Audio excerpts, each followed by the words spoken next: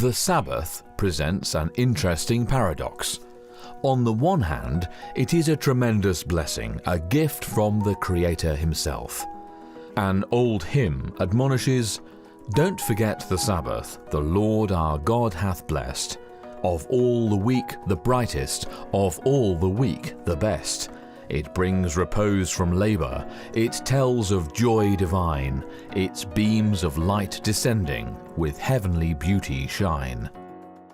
And yet the paradox is, as precious as the Sabbath is to those who keep it, it is also a burden.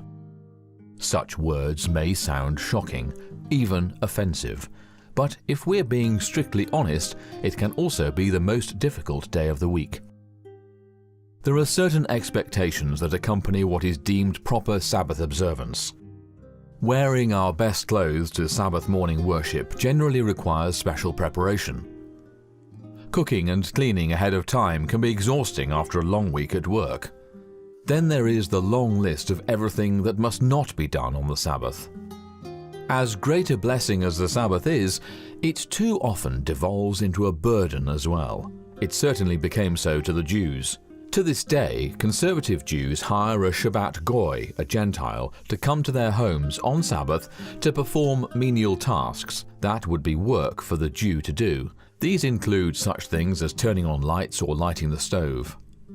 The problem is, hiring somebody to work for you on the Sabbath breaks the fourth commandment just as much as if you'd done the work yourself. The fourth commandment clearly states, "Remember the Sabbath day to keep it holy. 6 days shalt thou labour and do all thy work, but the seventh day is the Sabbath of Yahweh thy Elohah. In it thou shalt not do any work, thou, nor thy son, nor thy daughter, thy manservant, nor thy maidservant, nor thy cattle, nor thy stranger that is within thy gates." Throughout his public ministry, Yahushua tried to teach the people the blessing of true Sabbath observance. Mark 2 records, "And it came to pass that he went through the cornfields on the Sabbath day, and his disciples began as they went to pluck the ears of corn. And the Pharisees said unto him, Behold, why do they on the Sabbath day that which is not lawful?" The Pharisees were not accusing the disciples of stealing, rather they were accusing the disciples of working. The word translated corn also refers to grain. The Pharisees were accusing the disciples of harvesting on the Sabbath. Rubbing the grain between their hands to remove the chaff could be construed as threshing. Thus, the real complaint was that the disciples were breaking the Sabbath by working. Yahushua wanted to lift the heavy burden Sabbath-keeping had become and transform it into the blessing Yah originally intended. He gently asked, "Have ye never read what David did when he had need, and was an hungered, he and they that were with him? How he went into the house of Yah in the days of Abiathar the high priest, and did eat the showbread, which is not lawful to eat but for the priests, and gave also to them which were with him?" The Saviour was trying to draw them beyond a legalistic observance of the Sabbath. Yahushua then made a statement that very beautifully establishes for all time that the Sabbath is meant to be a gift, not a burden. He said, "The Sabbath was made for man, and not man for the Sabbath. Therefore, the Son of Man is Lord also of the Sabbath." Sadly, the Israelites were not interested in changing their practices. To this day, Sabbath-keeping among the vast majority of Jews is not a spiritual blessing, but a traditional obligation. In speaking of the Pharisees, Yahushua said, "They bind heavy burdens and grievous to be borne, and lay them on men's shoulders, but they themselves will not move them with one of their fingers.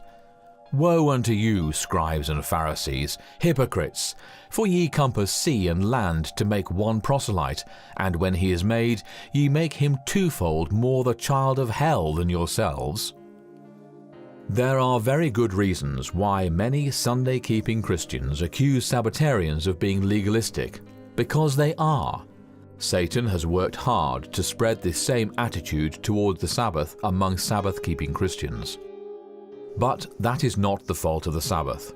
Now, at the close of Earth's history, new light has come, restoring the Sabbath to the position Yahweh intended all along, a gift and a blessing. Many people wonder, why all the fuss over a day? I worship every day. This attitude stems from a mistaken view of the Sabbath as a burden rather than a delight. Furthermore, it suggests that there are certain obligations, as well as certain blessings, held solely in reserve for the biological descendants of Abraham, and this simply is not true. Peter declared, "Of a truth I perceive that Yahweh is no respecter of persons, but in every nation he that feareth him and worketh righteousness is accepted with him." Yahweh's gifts are freely available to all, and that includes the gift of the Sabbath. Isaiah declared, "Also the sons of the stranger that join themselves to Yahweh, to serve him, and to love the name Yahweh, to be his servants, every one that keepeth the Sabbath from polluting it, and taketh hold of my covenant. Even them will I bring to my holy mountain, and make them joyful in my house of prayer. Their burnt offerings and their sacrifices shall be accepted upon mine altar, for mine house shall be called an house of prayer for all people. Yahweh, which gathereth the outcasts of Israel, saith, Yet will I gather others to him, beside those that are gathered unto him." Satan knows the tremendous blessings available to all who will keep the Sabbath in the manner Yahweh intended. This is why he teaches the Sabbath was done away with at the cross, and for those who understand its continuing validity, he has made it a burden, heavy and grievous to be borne.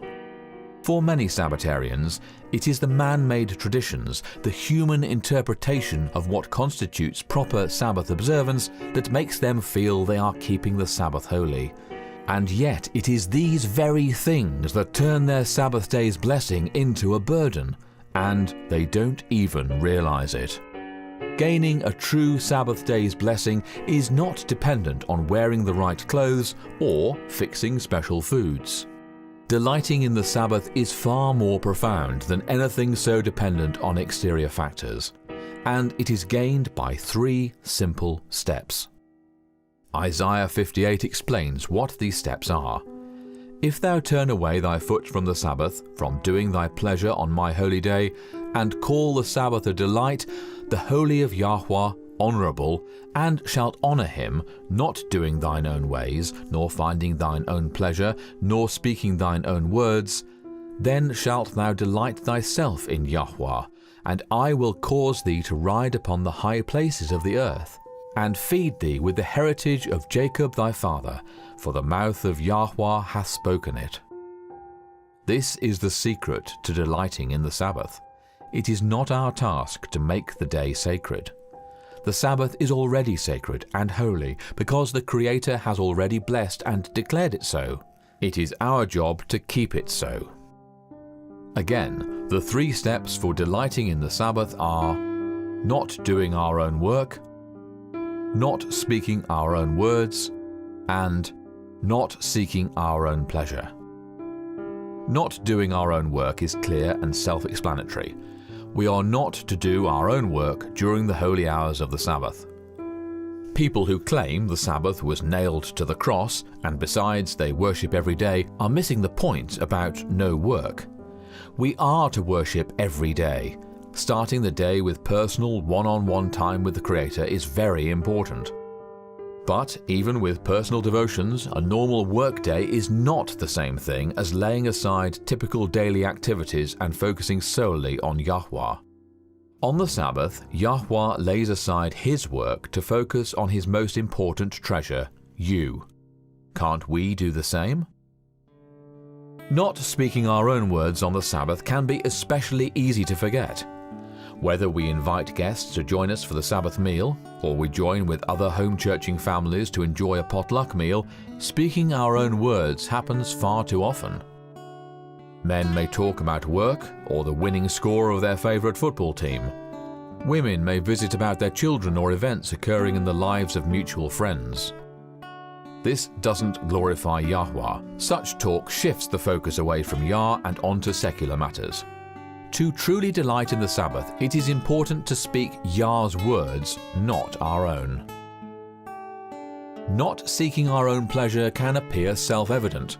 Obviously, you're not going to go to a ball game or concert during the sacred hours of the Sabbath, but seeking our own pleasure on the Sabbath reaches far deeper than either not speaking our own words or doing our own work. For people who have dedicated their life in service to Yah, this is especially important. After all, it's doing Yah's work, right? But the truth is, we all like doing Yah's work. It brings us joy. The Sabbath is not a time for me to seek my own delight. It is a time for me to seek Yahweh's delight. And when I do this, I then too am delighted. One of the many ways in which we can seek the Father's pleasure is by ministering to Him in the person of those around us. We are to be Yahweh's hands, to strengthen and help, His voice to comfort and cheer. Scripture teaches Yahweh literally feels everything His children feel. So when we alleviate suffering, sadness or loneliness around us, we are alleviating His suffering, sadness and loneliness. You literally bring Him joy. And in every way that we seek Yahweh's joy and seek His pleasure rather than our own, the sheer joy we receive in return far outweighs anything we have to give. When you learn what it truly means to delight in the Sabbath, it will revolutionize your Sabbath keeping. A wonderful transformation will take place. You actually look forward to the Sabbath in a way you never have before.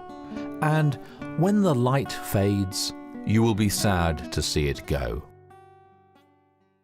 When the Sabbath is loaded down with man-made traditions and Pharisaical expectations, it is inarguably a burden.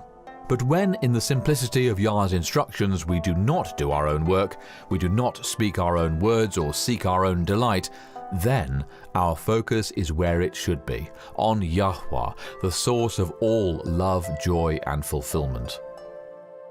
When this happens, you will see the law of Yahweh in an entirely new light. It will no longer be seen as a burden that was nailed to the cross. Instead, you will realize the law is a transcript of the very thoughts and feelings of the Almighty. The divine law allows us to gain glimpses of His hidden inner heart. And what we discover is pure beauty and holiness. A tremendous reward awaits all who delight in the Sabbath. You will belong to Yahweh. Your thoughts and feelings, your desires and aspirations will be in alignment with His. You will belong to Him. You will then be ready to spend eternity rejoicing in His presence. Don't feel discouraged if the Sabbath feels like a burden. Yahweh has given increased light on the Sabbath to teach us how to rejoice and delight in the Sabbath. Simply keep these three conditions given in Isaiah 58, and you will both honor Yahweh and delight in Him. The Sabbath will be your special time to be with your Maker and best friend. It will be such a delight you won't want to see it end. The blessings received will carry you through the week, sustaining you in every trial. Yah's Spirit will be your constant companion, and you will greet the next Sabbath with joy and eager anticipation. The Sabbath will truly be your delight.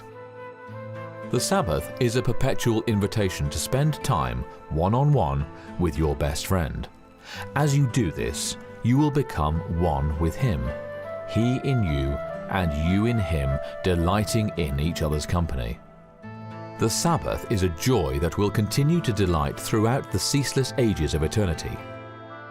And it shall come to pass that from one new moon to another, and from one Sabbath to another, shall all flesh come to worship before me, saith Yahweh. The invitation to spend time with your Creator is still open. He lays aside His work to spend time with you. Won't you do the same for Him?